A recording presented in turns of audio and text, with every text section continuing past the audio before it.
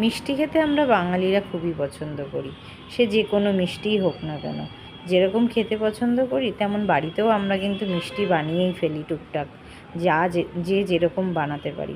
এটাও একটা চটজলদি খুব সহজ রেসিপি তোমাদের সাথে শেয়ার করছি মিষ্টি বানানোর।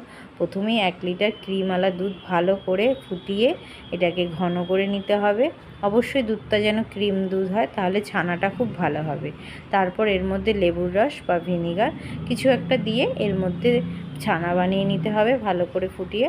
ছানা রেডি হয়ে গেলে তারপর এটাকে ছেঁকনির মধ্যে একটা পরিষ্কার কাপড় দিয়ে ছানাগুলোকে ঢেলে তারপর ঠান্ডা জল দিয়ে ধুয়ে নিতে হবে। ঠান্ডা জল দিয়ে ধুয়ে নিতে হবে এর জন্যই যাতে এর মধ্যে লেবুর বা ভিনিগারের টক ভাবটা না থাকে। তারপর আস্তে আস্তে কাপড়টাকে মুড়িয়ে ছানার দিয়ে জলটুকু ছেঁকে নিতে হবে। অবশ্যই গায়ের উপর ছানার উপর বেশি প্রেশার দেওয়া যাবে না। কাপড়টাকে হালকা হালকা করে পেঁচিয়ে পেঁচিয়ে জলটাকে ভালোভাবে ছানার থেকে ঝরিয়ে নিতে হবে। তারপর কাপড়টাকে ভালোভাবে পেঁচিয়ে ছাঁকনির উপর রেখে ছানার উপর একটা ভারী কিছু দিয়ে 30 মিনিটের জন্য রেখে দিতে হবে। 30 মিনিট পর দেখব ছানাটা এরকম হয়ে গেছে, ঠিক পনিরের শেপের হয়ে যাবে। তারপর এটাকে ভালোভাবে হাতের সাহায্যে মেখে নিতে হবে। মাখার সময় কিচ্ছু দিতে হবে না, শুধু হাত দিয়ে ভালোভাবে মেখে নিলেই হবে। প্রায় 15-20 মিনিটের মতন এটাকে ভালোভাবে মেখে নিতে হবে।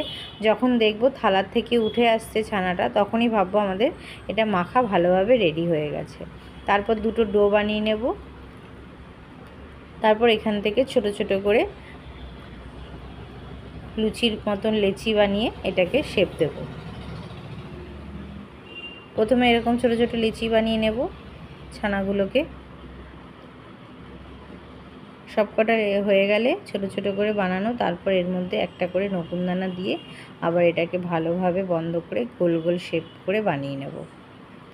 এইভাবেই সবকটা একটা করে নকুনদানা ভেতরে দিয়ে বানিয়ে নেব। এইভাবে একবার নকুনদানা ভেতরে দিয়ে বানিয়ে দেখবেন, দারুণ হয় কিন্তু ভেতরটা। তারপর একটা কড়াইতে 2 কাপের মতন জল দিয়ে দিচ্ছি মিষ্টির শিরা বানানোর জন্য। জলটার মধ্যে এবার আমি দিয়ে দেব 1 কাপ পরিমাণ মতো চিনি। রসগোল্লার পরিমাণ যতটা হবে সেই বুঝে শিরার পরিমাণও হবে। আপনারা যে যেরকম বানাবেন রসগোল্লা যে কটা সেই বুঝে শিরাটাও বানাতে হবে। জলটা ভালোভাবে ফুটে উঠতে হবে শিরা বানানোর জন্য। ফুটে উঠলে এর মধ্যে আমি 2টো এলাচ দিয়ে আবার একটু ফুটিয়ে নিয়ে তার মধ্যে এবার ছানার বলগুলোকে দিয়ে দেব। দিয়ে মিডিয়াম ফ্লেমে কড়াই ঢাকা দিয়ে 10-15 মিনিটের জন্য এটাকে ফুটিয়ে নিলেই গরম গরম ফোলা ফোলা রসগোল্লা রেডি হয়ে যাবে আমাদের। ভালো লাগলে একটা লাইক কমেন্ট করে দেবেন প্লিজ।